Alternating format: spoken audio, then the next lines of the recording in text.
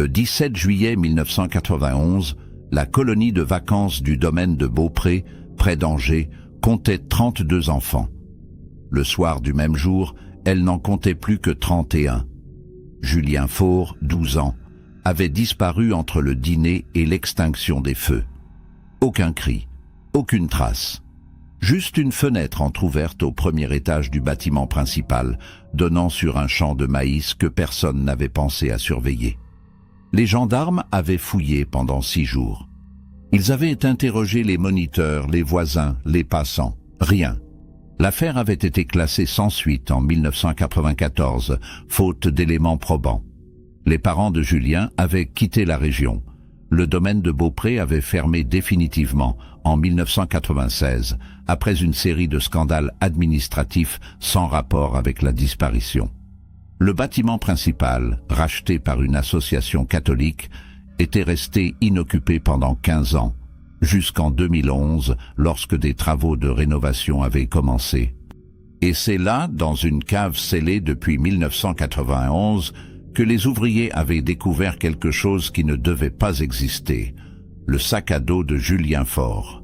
Il était intact, posé contre un mur, comme si quelqu'un l'avait déposé là la veille. À l'intérieur, les affaires de l'enfant. Une lampe torche, un carnet de notes, une montre arrêtée à 22h15 et une photo Polaroid que personne n'avait jamais vue. Une photo prise dans cette cave, la nuit de la disparition, avec un détail impossible, une ombre debout derrière Julien, nette, humaine, mais sans visage identifiable. Cette découverte a rouvert une enquête que tout le monde croyait enterrée. Mais certaines questions n'ont toujours pas de réponse. Avant de continuer, nous avons besoin de votre aide pour comprendre qui regarde cette histoire. Dites-nous dans les commentaires, quelle est votre ville et quelle heure est-il chez vous en ce moment? Cela nous permet de savoir où et quand nos récits voyagent. Et si cette affaire vous intrigue autant qu'elle nous a intrigués en la documentant, pensez à vous abonner et à laisser un like. Chaque soutien nous aide à continuer ce travail d'investigation et de mémoire. Maintenant, revenons à notre histoire. Revenons à ce mois de juillet 1991 et à ce qui s'est réellement passé à Beaupré. Le domaine de Beaupré se situait à une dizaine de kilomètres au sud d'Angers, dans une zone semi-rurale, encore préservée du tourisme de masse. Une ancienne ferme rénovée, entourée de champs cultivés et de bois épars. L'endroit avait été transformé en centre de vacances dans les années 70 par une association laïque locale. 3 bâtiments, le principal, qui abritait les dortoirs et la salle commune, une annexe pour les moniteurs et une grange aménagée en atelier créatif. Le tout sur 4 hectares clos, avec un portail qui fermait mal. L'ambiance générale était celle d'une colonie ordinaire, sans prétention. Des enfants de classes populaires et moyennes. Des activités basiques. Rien d'exceptionnel. Jusqu'à cette nuit-là. Julien Faure était arrivé le 10 juillet avec son groupe, en provenance de Nantes. C'était sa 2e colonie. L'année précédente, il était parti dans les Vosges. Ses parents, Thierry et Isabelle Faure, avaient confiance dans ce type de structure. Julien était un enfant calme, sans antécédents de fugue ou de troubles comportementaux. Bon élève, passionné de nature. Il tenait un journal où il dessinait des insectes et notait leurs caractéristiques. Ce carnet sera retrouvé 20 ans plus tard dans son sac, avec une dernière page datée du 17 juillet. Une phrase manuscrite. « Il y a quelque chose dans la cave, je vais voir. » Écriture hésitante. Aucune suite. Le soir du 17, tout s'était déroulé normalement selon les témoignages. Le dîner avait eu lieu à 19h. Puis une veillée avec chants et jeux collectifs. Extinction des feux à 21h30. Les moniteurs avaient fait leur tournée habituelle vers 22h. Julien était dans son lit. Il partageait une chambre avec 3 autres garçons. L'un d'eux, Mathieu Rousseau, se souviendra plus tard que Julien lui avait parlé d'un bruit étrange entendu la nuit précédente. Un bruit sourd, régulier, comme des coups donnés sous le plancher. Mathieu n'y avait pas prêté attention. Il s'était endormi. Lorsqu'il s'était réveillé vers minuit pour aller aux toilettes, le lit de Julien était vide. Mathieu n'avait rien signalé immédiatement. Il avait pensé que Julien était aux toilettes lui aussi. Ce n'est qu'au petit déjeuner, le lendemain matin, que l'absence avait été remarquée. Le moniteur principal, Pascal Fournier, 29 ans, avait d'abord cru à une farce, puis à une fugue. Les recherches avaient commencé vers 9 heures, d'abord dans l'enceinte du domaine, puis dans les champs alentours. À 11 heures, les gendarmes avaient été prévenus. À 14 heures, un hélicoptère survolait la zone. À 18 heures, les parents de Julien arrivaient d'urgence à Angers. Ils ne reverraient jamais leur fils. Les enquêteurs avaient rétabli un périmètre de recherche de plusieurs kilomètres. Ils avaient interrogé tous les habitants du secteur. Un témoin avait signalé avoir vu un véhicule suspect stationné près du portail du domaine vers 23 heures, mais le signalement était trop vague pour être exploitable. Une camionnette blanche, peut-être bleue, avec ou sans inscription. Rien de plus. Les chiens n'avaient rien trouvé. Aucune piste. Aucun indice matériel. Julien Faure s'était volatilisé, comme si la terre l'avait avalé. Et pendant 20 ans, personne n'avait compris comment ni pourquoi, jusqu'à ce qu'un ouvrier enfonce une porte dans une cave oubliée. L'enquête initiale avait été menée par la brigade de gendarmerie d'Angers, sous la direction du capitaine Serge Roux, 42 ans à l'époque, un homme méthodique, formé à l'ancienne, qui avait traité l'affaire comme un enlèvement probable. Les premières 48 heures avaient été cruciales. Toutes les routes avaient été surveillées. Tous les pédophiles fichés de la région avaient été contrôlés. Aucun élément suspect n'avait émergé. Serge Roux avait orienté ses recherches vers l'hypothèse d'une fugue volontaire, malgré le profil peu compatible de Julien. Mais les jours passaient, et le garçon demeurait introuvable. Le capitaine avait fini par admettre qu'il ne comprenait pas. C'était la première fois de sa carrière qu'un enfant disparaissait sans la moindre trace. Les parents, Thierry et Isabelle Faure, avaient été auditionnés longuement.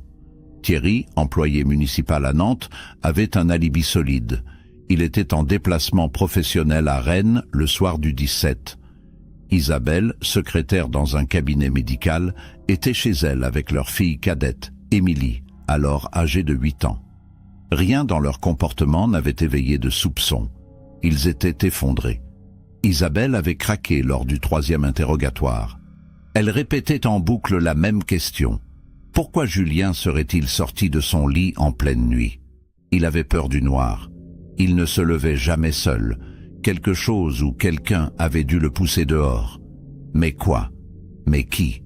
Les moniteurs avaient été interrogés individuellement. Pascal Fournier, le responsable, avait 29 ans. Ancien éducateur sportif, il travaillait pour l'association depuis 4 ans. Casier vierge. Aucun antécédent problématique. Il s'était montré coopératif, presque trop selon certains enquêteurs. Il avait fourni tous les documents, tous les plannings, toutes les autorisations parentales. Il avait même proposé de passer un détecteur de mensonges, ce qui n'avait pas été jugé nécessaire. Les 3 autres moniteurs, 2 femmes et un homme, avaient également été blanchis. Sandrine Lambert, Céline Faure et Bruno Morel. Tous en règle, tous choqués. Tous incapables d'expliquer comment un enfant avait pu disparaître sous leur surveillance.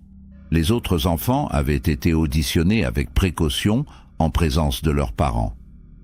Mathieu Rousseau, le camarade de chambre de Julien, avait répété plusieurs fois son témoignage. Julien avait parlé de bruits étranges, des coups sous le plancher.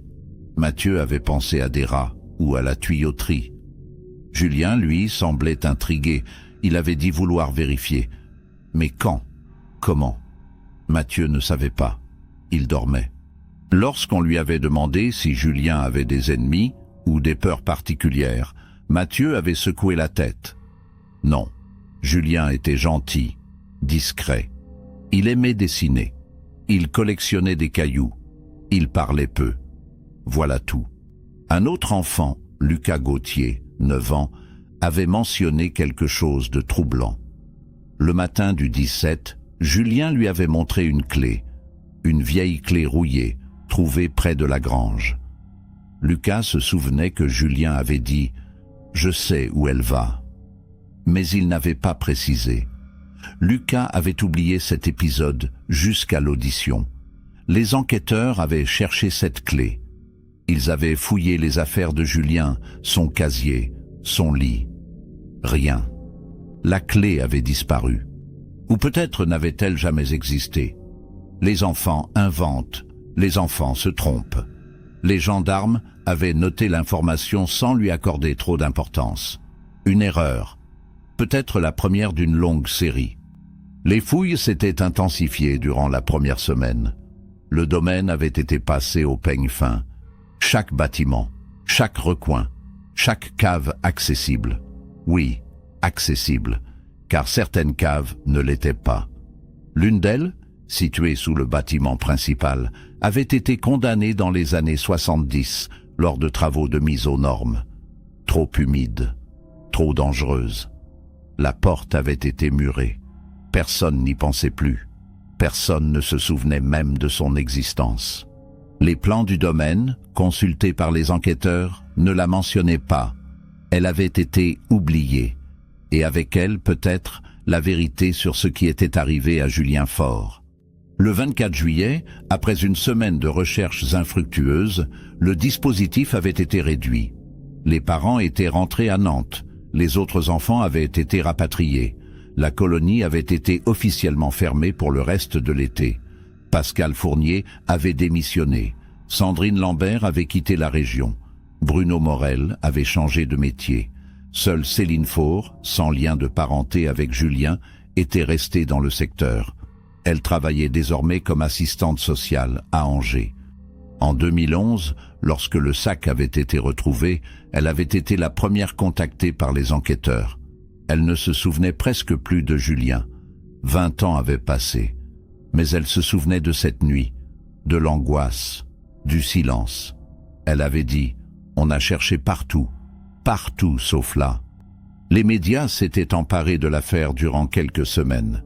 Disparition mystérieuse en colonie de vacances. Où est Julien ? Les journaux locaux avaient publié des appels à témoins. Une émission nationale avait diffusé le portrait de l'enfant. Rien n'avait abouti. Quelques fausses pistes, des témoignages farfelus. Un homme prétendant avoir vu Julien à Bordeaux, un autre à Lyon, tous vérifiés, tous invalidés. Julien Faure était devenu un fantôme, une affaire froide. Un dossier classé, jusqu'à ce qu'un coup de pioche dans une cave scellée ne fasse ressurgir ce que tout le monde voulait oublier. En 1994, l'enquête avait été officiellement close, classée sans suite.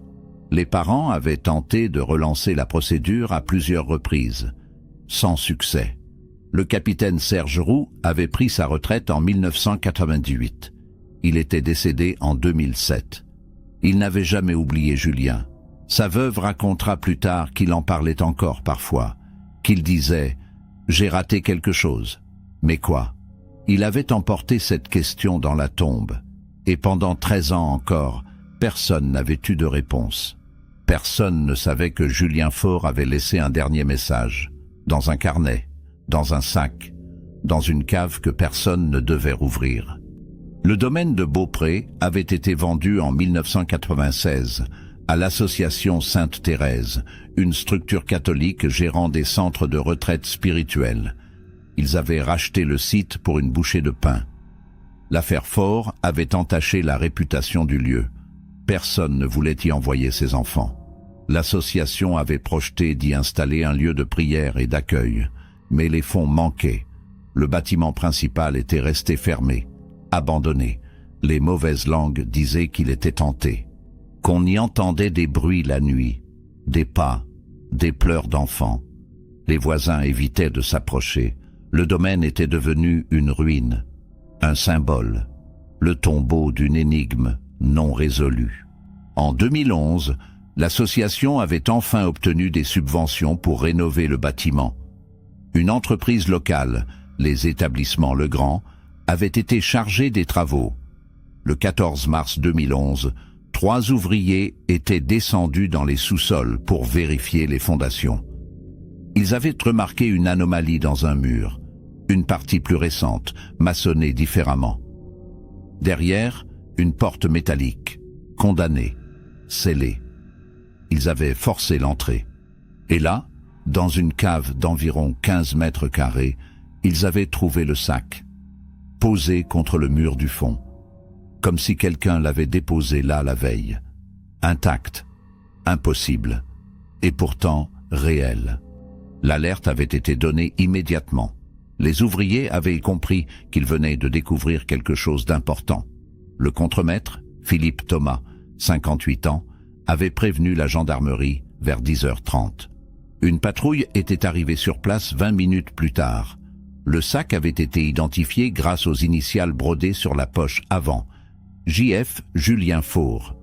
Les gendarmes avaient sécurisé la scène. La brigade criminelle d'Angers avait été saisie dans l'après-midi. À 17h, le procureur de la République ordonnait la réouverture de l'enquête. 20 ans après, une décision rarissime. Mais les circonstances l'exigeaient. Ce sac ne pouvait pas être là par hasard. Le commandant de police judiciaire chargé de l'affaire s'appelait Vincent François, 43 ans, 15 ans d'expérience en criminel. Il avait étudié le dossier d'origine durant plusieurs jours avant de retourner sur place. Ce qui le frappait d'abord, c'était l'état du sac.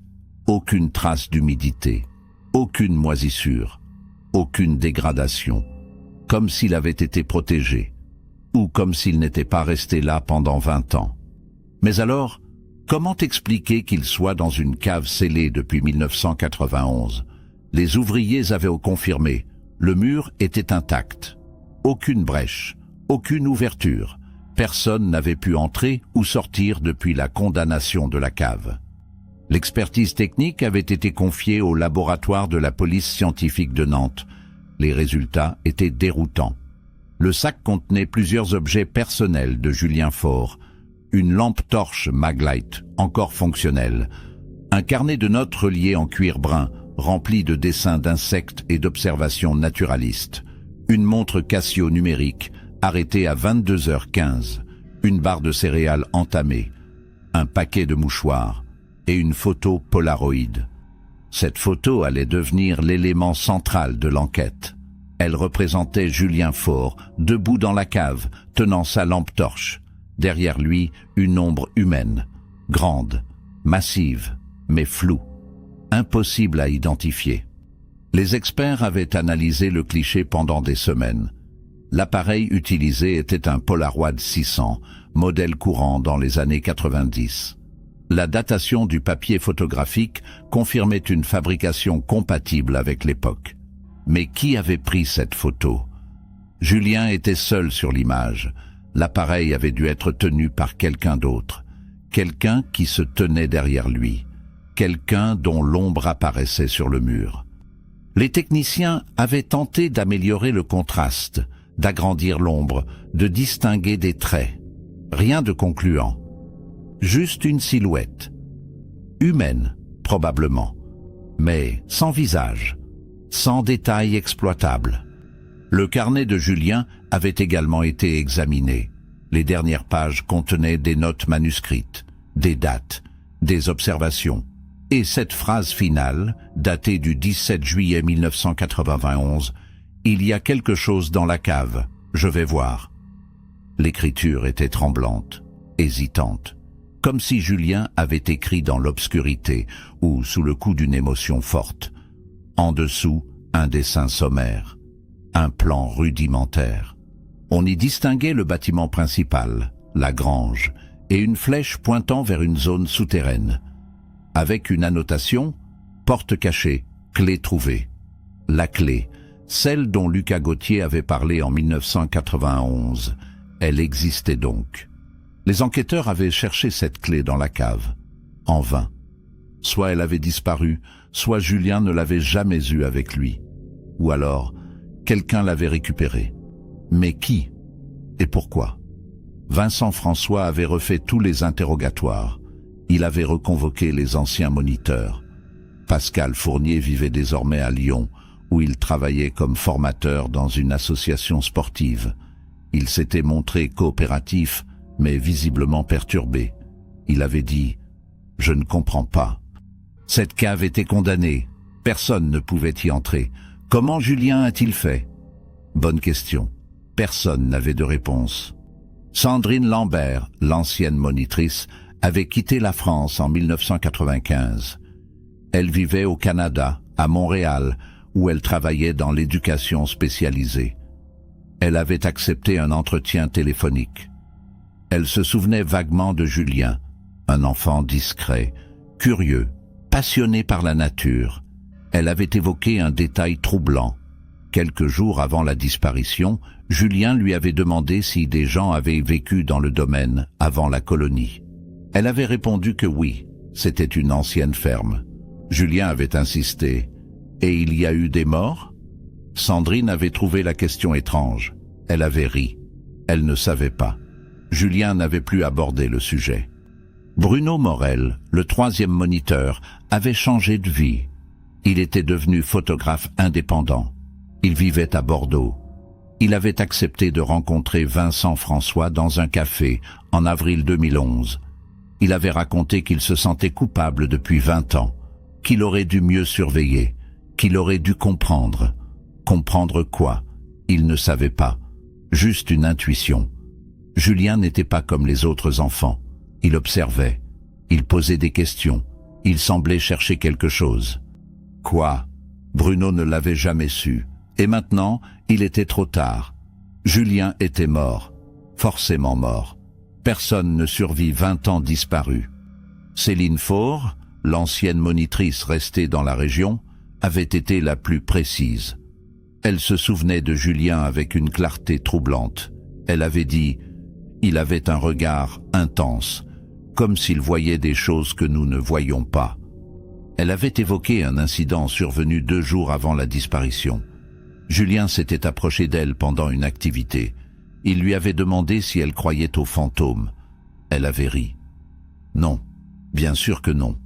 Julien avait insisté.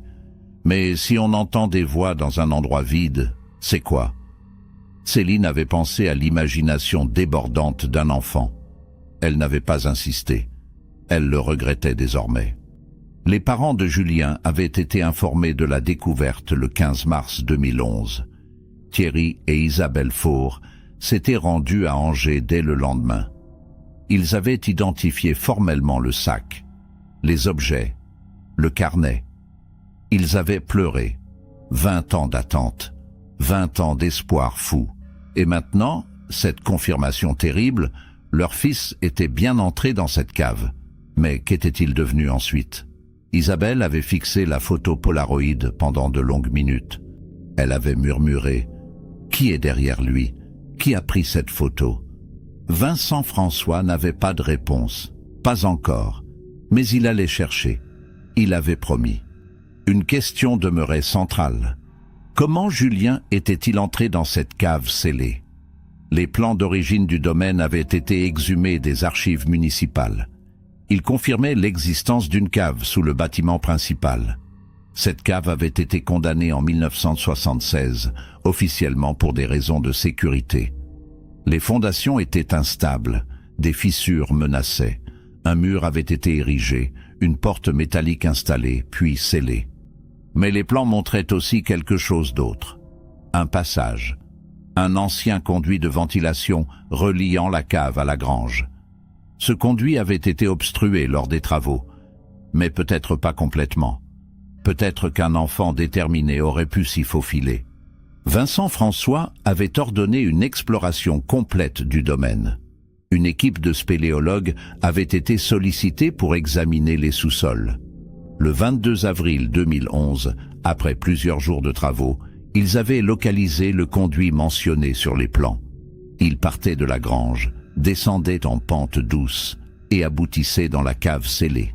Le passage était étroit, très étroit, à peine 50 cm de diamètre, obstrué par des gravats, des planches pourries et des toiles d'araignée.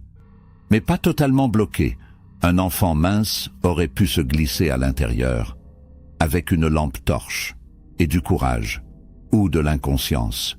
Les spéléologues avaient dégagé le conduit sur toute sa longueur, environ 15 mètres. Ils avaient trouvé des traces de passage récents. Récent, dans ce contexte, signifiait 20 ans auparavant. Des fibres textiles accrochées à des aspérités, des éraflures sur les parois, et surtout, à mi-chemin, une empreinte de chaussures enfantines, une basket, pointure 36. Julien Faure chaussait du 36. L'analyse comparative avec les photos d'époque confirmait une compatibilité probable. Julien était passé par là. Il avait rampé dans ce conduit. Il était descendu dans la cave, volontairement, seul. Mais pourquoi? La clé. Tout tournait autour de cette clé. Julien l'avait trouvée près de la grange. Il avait compris qu'elle ouvrait quelque chose. Mais quoi? Les enquêteurs avaient fouillé la grange. Ils avaient découvert, dissimulé derrière un panneau de bois vermoulu, une trappe. Une trappe donnant accès au conduit. Cette trappe était fermée par un cadenas rouillé. Un cadenas qui pouvait être ouvert avec une clé de type ancien. Une clé comme celle que Julien avait trouvée. Tout se mettait en place. Julien avait découvert ce passage secret. Il avait décidé d'explorer. Il avait attendu la nuit. Il s'était levé après l'extinction des feux. Il avait rejoint la grange. Il avait ouvert la trappe. Il était descendu. Mais que cherchait-il? Vincent François avait relu le carnet. Les dessins, les annotations.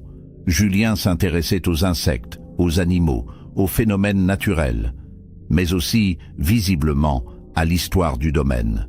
Plusieurs pages contenaient des questions manuscrites. Qui habitait ici avant? Pourquoi la cave est fermée? Qu'est-ce qu'on cache? Des questions d'enfants curieux, ou des questions d'enfants ayant perçu quelque chose d'anormal. Les moniteurs avaient-ils remarqué cette curiosité? Apparemment non. Ou ils ne s'en souvenaient plus. 20 ans effacent beaucoup de détails. Les archives locales avaient été consultées. Le domaine de Beaupré avait une histoire ancienne. Construit au XVIIIe siècle, il avait appartenu à une famille de fermiers prospères, les Moreau. Ils avaient exploité la terre pendant plusieurs générations. Jusqu'en 1943. Cette année-là, la ferme avait été réquisitionnée par l'occupant allemand. Les Moreau avaient été expulsés. Certains disaient qu'ils avaient été déportés. D'autres qu'ils avaient fui vers le sud. Personne ne savait exactement. Après la guerre, la propriété avait été rachetée par la municipalité, transformée en centre aéré, puis en colonie de vacances. L'histoire semblait banale, mais peut-être qu'il y avait autre chose. Un historien local, Alain Bernard, 68 ans, avait été interrogé. Il connaissait bien la région.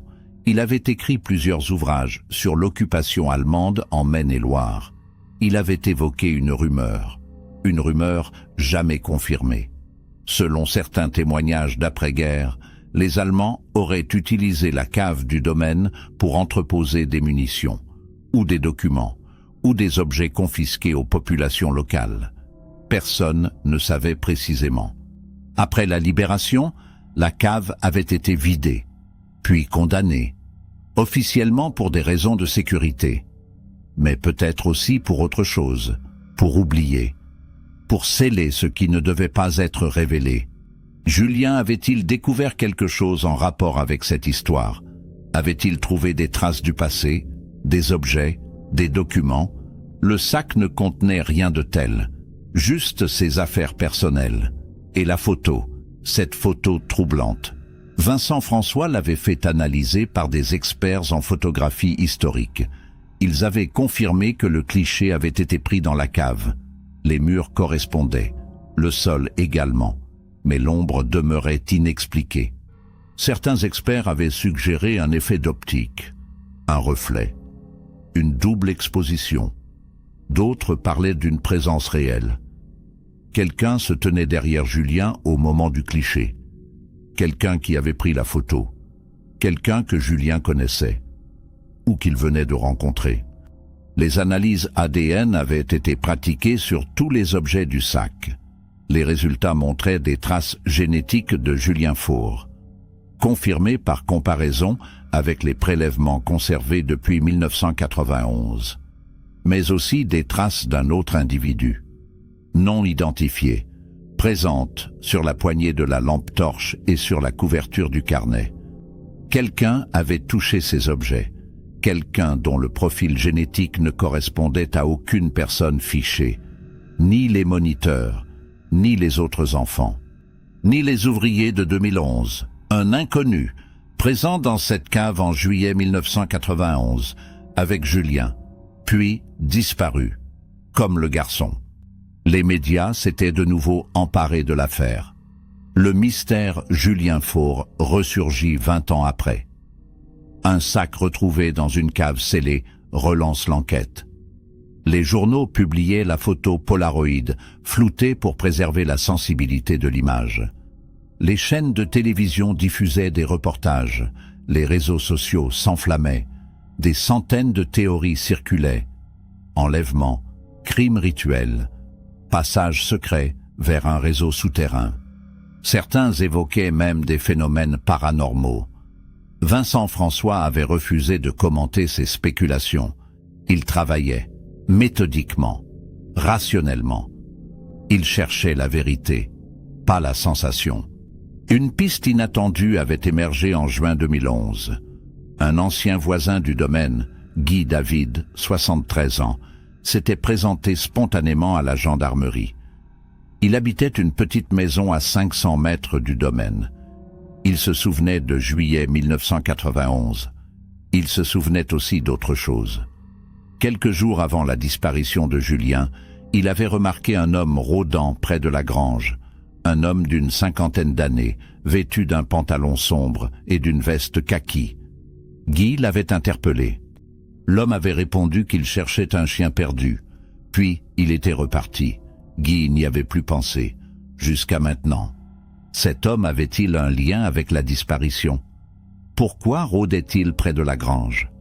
Connaissait-il l'existence du passage secret? Vincent François avait fait établir un portrait robot à partir des souvenirs de Guy David. Le portrait était flou, imprécis. Un homme d'âge moyen, cheveux courts, carrure moyenne. Rien de distinctif. Le portrait avait été diffusé dans la presse. Plusieurs témoins s'étaient manifestés. Certains pensaient reconnaître un ancien employé municipal. D'autres, un routier de passage. D'autres encore, un habitant décédé depuis. Aucune piste solide, juste des hypothèses. Comme toujours dans cette affaire, des hypothèses, des questions, et aucune réponse définitive. Les fouilles de la cave avaient continué pendant plusieurs semaines. Les enquêteurs cherchaient des indices supplémentaires, des traces de lutte, du sang, des vêtements, n'importe quoi pouvant expliquer ce qui était arrivé à Julien après qu'il soit descendu dans cette cave. Ils n'avaient rien trouvé, rien d'autre que le sac, comme si Julien s'était volatilisé. Encore une fois, la cave ne contenait aucun autre accès, aucune sortie dérobée, aucun passage vers l'extérieur hormis le conduit par lequel l'enfant était arrivé. Alors comment avait-il disparu? Et qui avait déposé son sac là, contre ce mur, 20 ans durant? L'enquête avait pris une nouvelle direction en août 2011. Vincent François avait décidé de reconstituer les dernières heures de Julien Faure avec une précision chirurgicale. Il avait fait revenir sur place tous les témoins encore vivants. Mathieu Rousseau, désormais âgé de 32 ans, ingénieur à Tours, avait accepté de participer. Il s'était tenu dans l'ancienne chambre, devenue une pièce vide et poussiéreuse. Il avait fermé les yeux. Il avait essayé de se souvenir. Julien s'était levé vers 22h15. Il avait enfilé ses chaussures. Il avait pris sa lampe torche. Il était sorti sans bruit. Mathieu l'avait vu. Mais il ne s'était pas inquiété. Pas immédiatement. La reconstitution avait permis d'établir une chronologie probable. 22h15. Julien quitte le dortoir. 22h20. Il rejoint la grange en traversant la cour intérieure. personne ne le voit. Les moniteurs sont dans leur annexe. Les autres enfants dorment. 22h25. Il ouvre la trappe avec la clé trouvée quelques jours plus tôt. Il descend dans le conduit. 22h40. Il atteint la cave. Il allume sa lampe. Il explore. Et là, quelque chose se passe. Quelque chose qui va sceller son destin. Mais quoi exactement? C'était la question que tout le monde se posait. Vincent François avait fait appel à un profileur criminel. Antoine Mercier, psychologue spécialisé dans les affaires de disparition d'enfants. Antoine avait étudié le dossier pendant plusieurs jours. Son analyse était troublante. Selon lui, Julien n'était pas descendu par simple curiosité. Il cherchait quelque chose de précis. Les annotations dans son carnet le prouvaient. Il posait des questions sur l'histoire du domaine, sur les anciens occupants, sur les secrets cachés. Julien avait peut-être découvert une information ou entendu une rumeur, quelque chose qui l'avait poussé à explorer cette cave interdite, quelque chose qui lui avait coûté la vie. Peut-être. Antoine Mercier avait également analysé la photo Polaroid. L'ombre derrière Julien posait problème. Si quelqu'un avait pris cette photo, pourquoi? Pour garder un souvenir? Pour documenter quelque chose?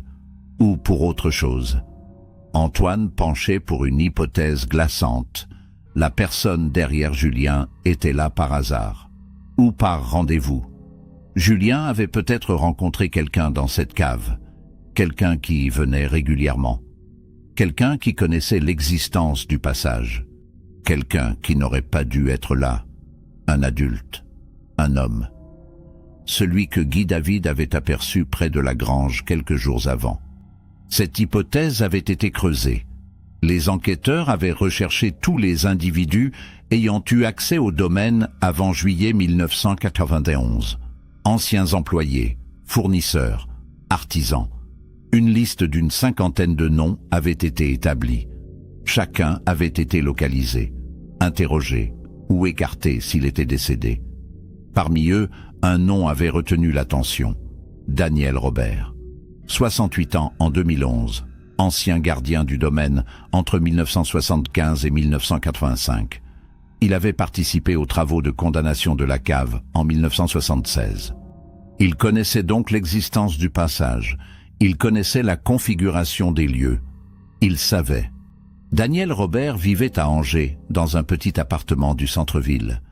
Il avait été convoqué en septembre 2011. L'interrogatoire avait duré 6 heures.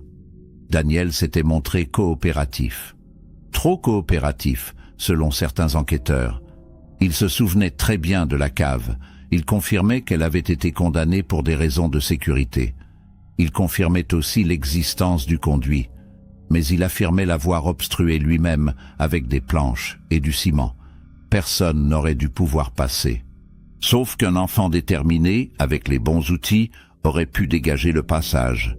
Daniel admettait cette possibilité, mais il niait toute implication dans la disparition de Julien. Les vérifications avaient été faites. Daniel Robert avait un alibi pour la nuit du 17 juillet 1991. Il était en vacances en Bretagne avec sa femme, Françoise Robert. Ils avaient séjourné dans un camping à Carnac. Les registres du camping confirmaient leur présence. Plusieurs témoins se souvenaient d'eux. Daniel ne pouvait pas être l'homme aperçu par Guy David. Il ne pouvait pas être dans cette cave avec Julien. L'alibi était solide, trop solide, pensaient certains. Mais sans preuve contraire, Daniel avait été blanchi. Il était reparti chez lui. L'enquête continuait. Ailleurs. Autrement. Une autre piste avait été explorée. Celle d'un réseau souterrain inconnu. Les plans du domaine montraient la cave condamnée. Mais peut-être existait-il d'autres cavités, d'autres passages, des tunnels oubliés datant de l'époque de la construction, ou creusés ultérieurement. Une équipe de géophysiciens avait été sollicitée. Ils avaient réalisé des sondages radars dans tout le sous-sol du bâtiment principal. Les résultats avaient révélé des anomalies, des vides, des creux, mais rien de suffisamment grand pour constituer un passage praticable. Rien qui puisse expliquer comment Julien avait pu sortir de cette cave, s'il en était sorti. Car une hypothèse terrible commençait à s'imposer. Julien n'était peut-être jamais sorti de cette cave. Peut-être était-il mort là, dans l'obscurité, quelques heures ou quelques jours après y être descendu. Accident, malaise, panique, épuisement.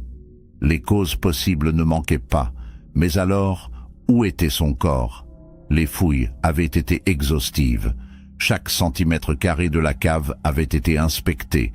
Aucun reste humain, aucune trace organique, aucun indice de décomposition. Julien n'était pas mort dans cette cave, ou alors quelqu'un avait fait disparaître son corps. Mais comment et pourquoi laisser le sac? Vincent François avait consulté des experts en criminologie. Plusieurs scénarios avaient été envisagés.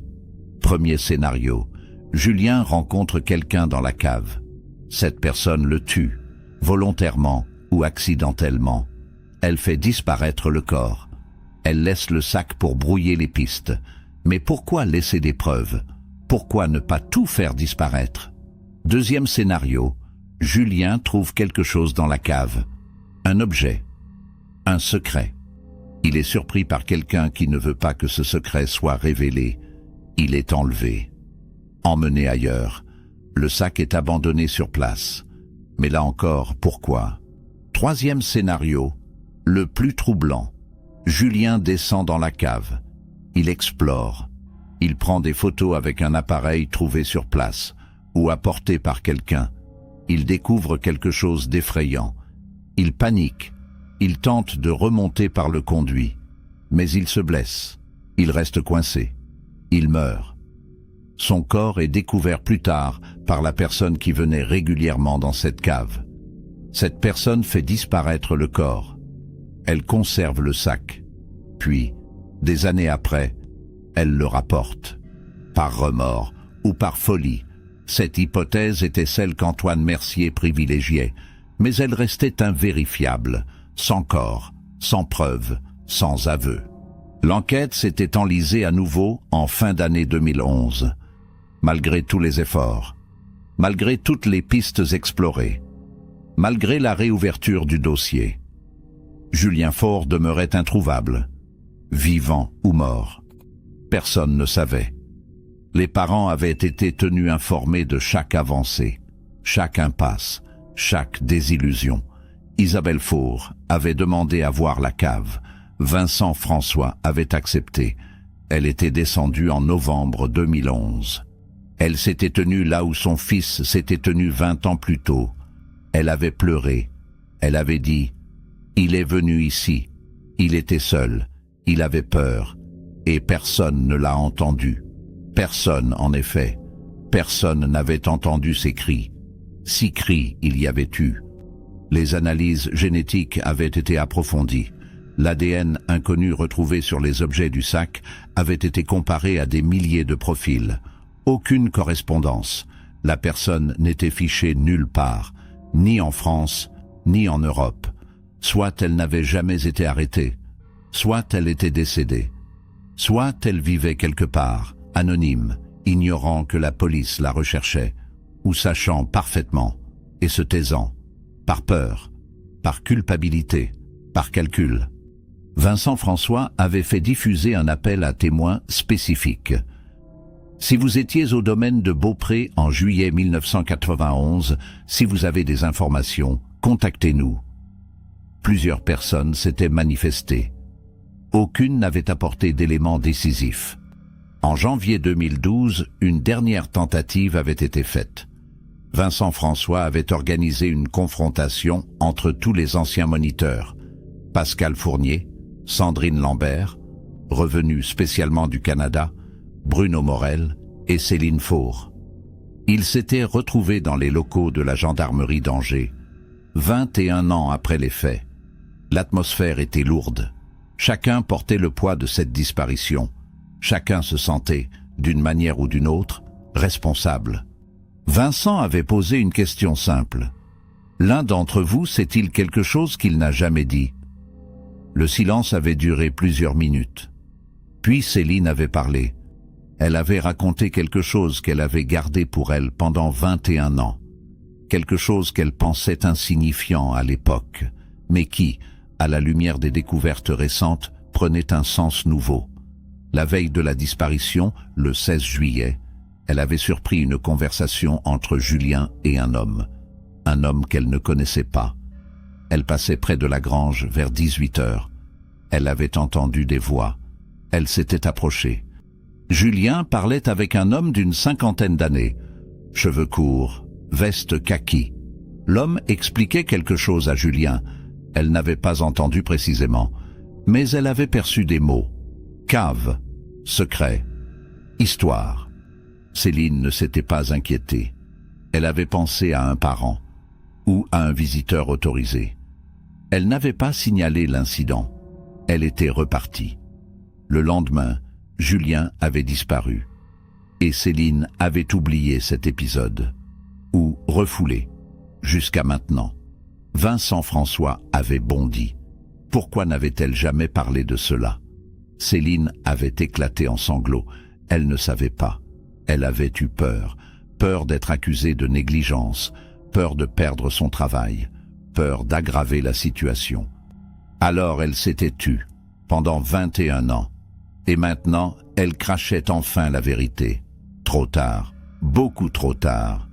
Ce témoignage changeait tout.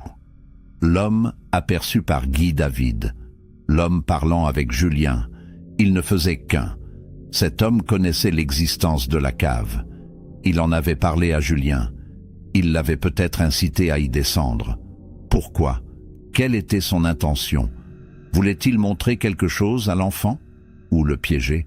Vincent avait immédiatement lancé un nouvel appel à témoins, avec une description précise. Homme d'environ 50 ans en 1991, cheveux courts, veste kaki, vu rôdant près de la grange, vu parlant avec un enfant, connaissant l'histoire du domaine. Qui était-il? D'où venait-il? Que voulait-il?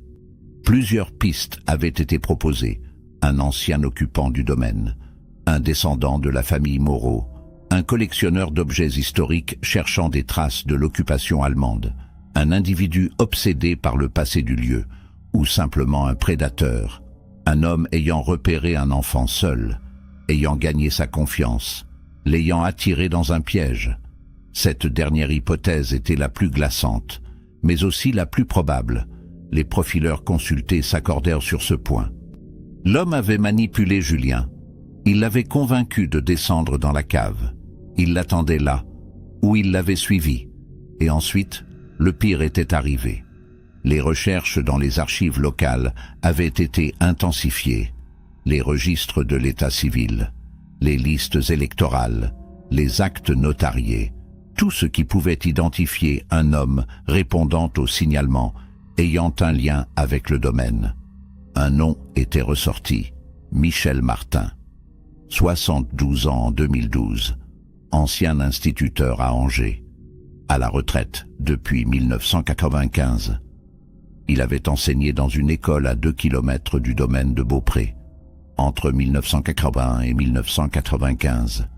Il connaissait le secteur. Il passait régulièrement à proximité.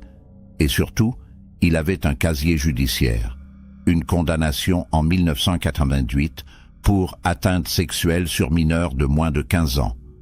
3 ans de prison, libéré en 2001. Michel Martin avait été interpellé le 9 février 2012, chez lui, dans un pavillon discret d'un quartier résidentiel d'Angers. Il vivait seul, pas de famille, pas de proches, juste lui et ses souvenirs. Vincent François l'avait interrogé pendant 12 heures. Michel avait nié. Il ne connaissait pas Julien Faure. Il n'était jamais allé au domaine de Beaupré. Il n'avait jamais parlé à un enfant près d'une grange. Il mentait. Vincent le savait. Mais sans preuve matérielle, sans témoin formel, il ne pouvait rien faire. Michel avait été placé en garde à vue, puis relâché, faute d'éléments suffisants. Il était reparti chez lui, libre, impuni, peut-être coupable. Les analyses ADN avaient été refaites. Un prélèvement buccal avait été effectué sur Michel Martin. comparé avec l'ADN inconnu trouvé sur les objets du sac. Résultat, aucune correspondance. L'ADN n'était pas celui de Michel. Il n'avait donc pas touché ces objets. Ou alors, il avait porté des gants. Ou alors, ce n'était tout simplement pas lui. Vincent François était frustré. Tout semblait pointer vers Michel Martin. Le profil, l'âge, le casier, la proximité géographique. Mais les preuves manquaient, comme toujours dans cette affaire. Des indices, des soupçons, mais aucune certitude, aucune vérité absolue. Michel Martin était décédé en 2014. Crise cardiaque, à 74 ans. Il avait emporté ses secrets avec lui, s'il en avait. Vincent François avait assisté aux obsèques. De loin. Il voulait voir, observer. Peut-être qu'un détail lui aurait échappé. Peut-être que quelqu'un présent à l'enterrement aurait su quelque chose. Mais il n'y avait personne. Juste le prêtre et 2 employés municipaux. Michel Martin était mort seul, comme il avait vécu. Et l'affaire Julien Faure restait en suspens, encore, toujours. L'enquête avait été officiellement classée sans suite une seconde fois en 2015. Vincent François avait pris sa retraite en 2016. Il avait quitté la police avec un regret immense, celui de n'avoir jamais élucidé cette affaire. Il continuait à penser à Julien, à ce garçon de 12 ans disparu dans une cave, à cette photo troublante, à cette ombre inexpliquée. Il avait gardé des copies du dossier. Il les relisait parfois. Il cherchait encore, en vain. Julien Faure était devenu pour lui une obsession, une blessure qui ne guérirait jamais, comme pour les parents, comme pour tous ceux qui avaient approché cette histoire. En 2018, une nouvelle information était apparue. Un article dans un journal local évoquait la démolition prochaine du domaine de Beaupré. Le bâtiment principal, trop vétuste, allait être rasé. L'association Sainte-Thérèse avait renoncé à le rénover. Les coûts étaient trop élevés, le lieu était maudit, personne n'en voulait. Les travaux de démolition avaient commencé en juin 2018. Les ouvriers avaient détruit les étages supérieurs, puis le rez-de-chaussée, puis les fondations. Et là, en creusant, ils avaient trouvé quelque chose qui avait relancé toutes les questions. Un squelette, un petit squelette, enterré à 3 mètres de profondeur, sous la cave scellée. Le squelette avait été exhumé le 23 juin 2018. Les analyses anthropologiques avaient confirmé qu'il s'agissait d'un enfant. Âge estimé, entre 10 et 13 ans. Sexe, masculin. Ancienneté, environ 25 à 30 ans. Les tests ADN avaient été pratiqués. Comparaison avec les prélèvements de Thierry et Isabelle Faure. Résultat positif. C'était Julien Faure, mort depuis 1991, enterré là, sous la cave, dans un espace que personne n'avait pensé à fouiller. Parce que personne ne savait qu'il existait. Un vide entre les fondations et la terre. Un espace créé lors de la construction. Un espace oublié. Un tombeau parfait. Les conclusions de l'expertise médico-légale avaient été rendues en octobre 2018. Cause de la mort, traumatisme crânien. Julien avait reçu un coup violent à l'arrière du crâne. Il était mort sur le coup, ou quelques minutes après. L'analyse des fractures suggérait une chute, ou un coup porté avec un objet contondant. Impossible de trancher. Les vêtements retrouvés avec le squelette correspondaient à ceux que Julien portait la nuit de sa disparition. Un t-shirt bleu, un short beige, des baskets blanches. Tout était là, tout sauf la clé, la fameuse clé rouillée. Elle n'avait jamais été retrouvée. Peut-être l'avait-elle perdue en chemin. Peut-être quelqu'un l'avait-elle récupérée. Les enquêteurs avaient reconstitué les événements probables. Julien descend dans la cave par le conduit. Il explore. Il prend une photo avec un appareil Polaroid. Qui a pris cette photo? Peut-être un retardateur. Peut-être quelqu'un d'autre. Julien découvre un passage vers le vide sous les fondations. Il s'y aventure. Il glisse. Il tombe. Il se fracasse le crâne. Il meurt, seul, dans le noir. Personne ne l'entend. Personne ne vient. Son corps reste là, des jours, des semaines. Puis quelqu'un découvre le cadavre. Peut-être l'homme à la veste kaki. Peut-être un autre visiteur clandestin de la cave. Cette personne panique. Elle ne peut pas signaler la mort sans s'impliquer. Alors elle enterre le corps. Là, dans le vide. Elle remonte. Elle prend le sac de Julien. Elle le dépose dans la cave, comme un dernier hommage, ou comme une relique. Puis elle scelle le secret, pour toujours. Cette version était celle que les autorités avaient retenue. Mort accidentelle. Dissimulation de cadavre. Mais l'identité de la personne ayant enterré Julien restait inconnue. L'ADN sur les objets du sac n'avait jamais été identifié. Michel Martin était mort. Guy David également, en 2017. Daniel Robert en 2019.